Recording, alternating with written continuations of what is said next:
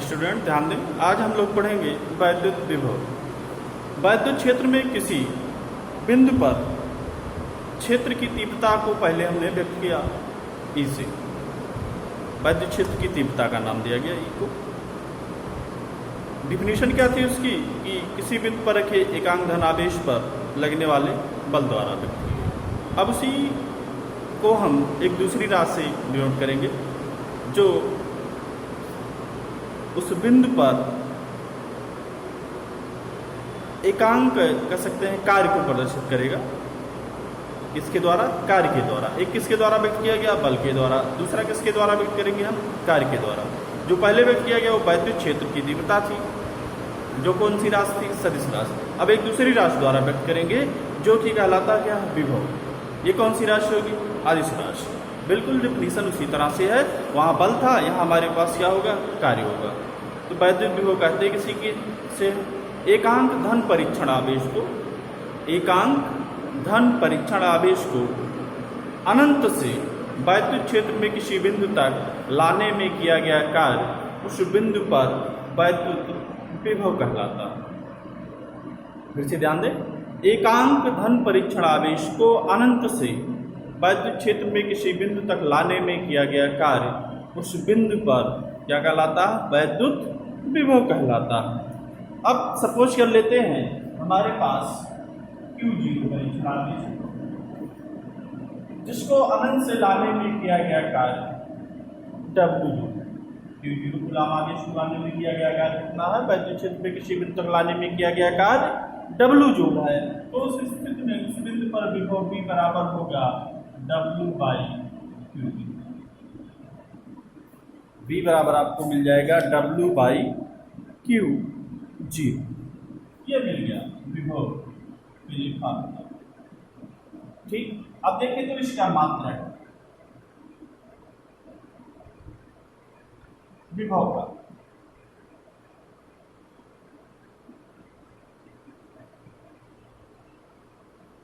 ये बराबर हो जाएगा W का मात्रक। W का मात्रक क्या होता है? जूल। और आवेश का मात्रक क्या होता है? कूलाम। तो मात्रक हो गया जूल प्रति कूलाम, या इसी को कहते हैं वोल्ट। इसे नोट करते हैं वोल्ट। जूल प्रति कूलाम कहें या इसी को कह सकते हैं आप वोल्ट। जूल प्रति कूलाम या फिर वोल्ट इसको डिनोट करते हैं। अब इसका डायमेंशन भी आप आसानी से ज्ञात कर सकते हैं। डायमेंशन ज्ञात करना हो तो जूल का होता है N/L/2T-2 और कूलाम का होता है A। ठीक,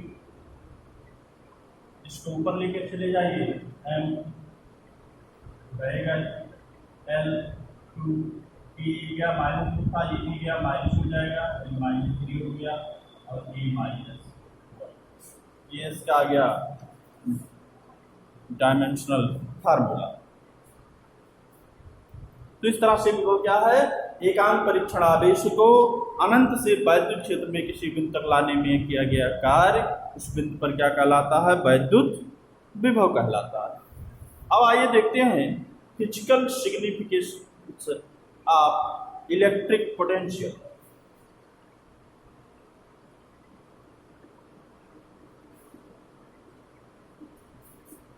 वैद्युत विभव का भौतिक महत्व। वैद्युत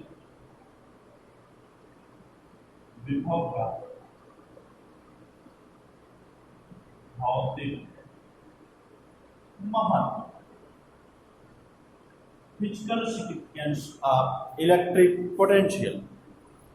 अब आइए हम कुछ बातों पर विचार करें। सबसे पहले आपने जल द्रव बहते हुए देखा होगा। द्रव कैसे बहता है? हमेशा जो ऊंचाई वाला स्थान होता है उससे कम ऊंचाई वाले स्थान की हमेशा देखा होगा आपने कि ऊंचे वाले स्थान से नीचे वाले स्थान तक बहता है। इस बात पर निर्भर नहीं करता कि जल की मात्रा कहाँ ज़्यादा है, ऊंचाई वाले स्थान पर ज़्यादा है या कम ऊंचाई वाले स्थान पर ज़्यादा है। इस पर निर्भर नहीं करता, सिर्फ इस बात पर निर्भर करता है कि कौन अधिक ऊंचा है कौन कम, और अधिक ऊंचाई से कम ऊंचाई तक बहता है। ऐसे ही पिछले क्लास में हम लोगों ने पढ़ा उष्मा। उष्मा के स्थानांतरण में भी देखा जाए तो जो उष्मा का प्रवाह होता है वह ताप पर निर्भर करता है। हमेशा उष्मा का प्रवाह कहाँ से कहाँ होता है? उच्च ताप वाली वस्तु से निम्न ताप वाली वस्तु की ओर। यहाँ भी उष्मा का प्रवाह इस बात पर निर्भर नहीं करता कि किस वस्तु के पास उष्मा अधिक है, बल्कि इस बात पर निर्भर करता है कि किस वस्तु का ताप अधिक है। तो हमेशा अधिक ताप से निम्न ताप की वस्तु पर उष्मा का स्थानांतरण होता है। ठीक उसी प्रकार से जैसे जल के प्रवाह के लिए ऊंचाई का महत्व है, उष्मा के प्रवाह के लिए ताप का महत्व है, उसी प्रकार से आवेश प्रवाह के लिए जो है विभव का महत्व है। ठीक वही कार्य क्या है? विभव का महत्व है। हमेशा जो आवेश का प्रवाह होता है वह उच्च विभव से निम्न विभव की ओर होगा, लेकिन इस बात का ध्यान रखना यहाँ आवश्यक है कि उच्च विभव से निम्न विभव की ओर आवेश का प्रवाह होगा। तो यहाँ चूंकि आवेश दो प्रकार का होता है, पीछे द्रव एक ही होगा, आपका उष्मा की मात्रा एक ही तरह की होती थी, लेकिन यहाँ आवेश दो प्रकार का होता है, एक धन आवेश दूसरा ऋण आवेश। तो कौन सा आवेश प्रवाहित होगा? उच्च विभव से निम्न विभव की ओर धन आवेश। किधर से किधर? हमेशा उच्च विभव से निम्न विभव की। और ऋण आवेश किधर से किधर प्रवाहित होता है? निम्न विभव से उच्च विभव की ओर प्रवाहित होगा। यानी अब ध्यान दें कि यदि दो भिन्न भिन्न वैद्युत विभव वाली दो चालक वस्तुओं को हम क्या करें? परस्पर संपर्क में लाएं तो आवेश का प्रवाह होगा। चालक होगा तभी आवेश का प्रवाह होगा, अचालक होने पर आवेश का प्रवाह नहीं होगा, क्योंकि चालकों में आवेश का प्रवाह होता ही नहीं है। तो यदि दो भिन्न भिन्न आवेश नहीं विभव वाली वस्तुओं को, कैसी वस्तुएं हैं? चालक वस्तुएं हैं, और उनको संपर्क में लाएं तो आवेश प्रवाहित होगा। अब आवेश का प्रवाह होगा कब तक? ठीक इसी प्रकार से जल कब तक बहता रहता है या द्रव? जब तक दोनों स्थानों पर जल की ऊंचाई क्या नहीं हो जाती? समान नहीं हो जाती। उष्मा कब तक बहती रहती है? जब तक दोनों वस्तुओं के ताप क्या नहीं होते? समान नहीं हो जाती। ठीक उसी प्रकार से यहाँ आवेश का प्रवाह भी तब तक होता रहेगा जब तक कि दोनों वस्तुओं के विभव क्या ना हो जाए? समान ना हो जाए।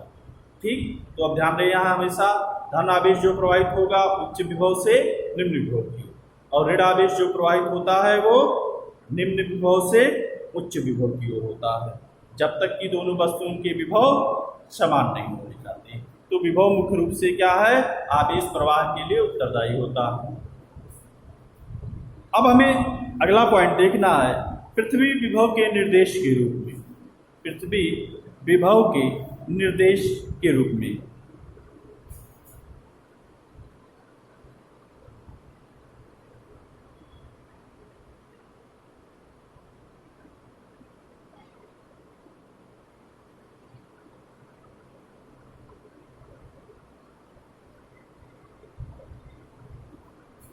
अर्थ as a reference of potential।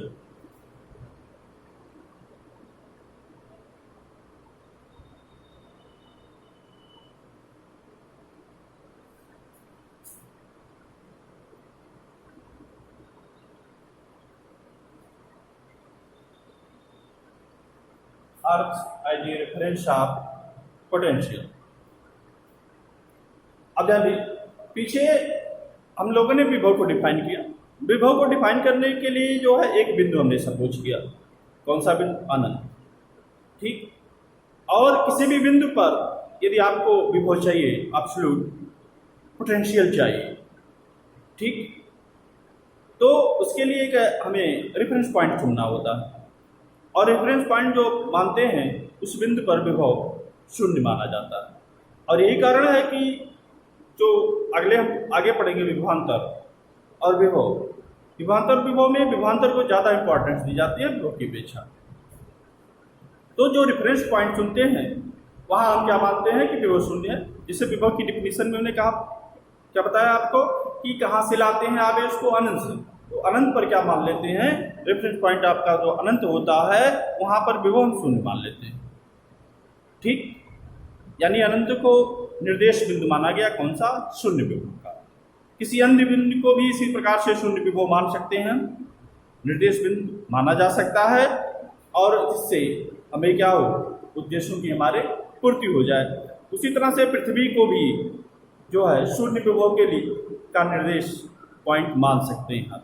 इसको पृथ्वी को क्यों मान सकते हैं, अनंत पर क्यों माना गया? क्योंकि अनंत पर जो भी वैद्युत क्षेत्र होगा, हमारे पास जो भी आवेश होगा, उसके कारण अनंत की दूरी क्या हो जाती है, बहुत ज़्यादा हो जाती है, और बहुत ज़्यादा होने से उसका प्रभाव क्षेत्र वहाँ लगभग समाप्त हो जाता है। और इसलिए हम कहते हैं कि अनंत पर किसी आवेश के कारण बहुत ज़्यादा दूरी होने पर, जिसे हम कहते हैं अनंत पर जो होता है वो वैद्युत विभव या वैद्युत क्षेत्र क्या हो जाता है, शून्य हो जाता है।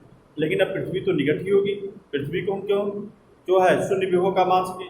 तो पृथ्वी देखें तो एक बहुत बड़ा सुचालक गोला है, और इसका आकार इतना बड़ा है कि इसको दिया गया जो आवेश होता है, ठीक, या इसके द्वारा जो लिया गया आवेश होता है, वह पृथ्वी की वैद्युत दशाओं पर, वैद्युत सिचुएशन पर, इलेक्ट्रिक सिचुएशन पर कोई प्रभाव नहीं डाल पाता। यानी सीधा सा अर्थ है कि इसके जो इलेक्ट्रिक पोटेंशियल है अर्थ का, उसमें कोई परिवर्तन नहीं कर पाता। और अर्थ के इलेक्ट्रिक पोटेंशियल में जब कोई परिवर्तन नहीं कर पाता है, ठीक, तो उसको हम क्या करते हैं कि अर्थ को यही कारण है कि शून्य पोटेंशियल मान लेते हैं इसका। बिल्कुल उसी तरह से जैसे आप क्या करते हैं, किसी वस्तु की ऊंचाई लेनी होती है तो समुद्र तल से मापते हैं। कहाँ से?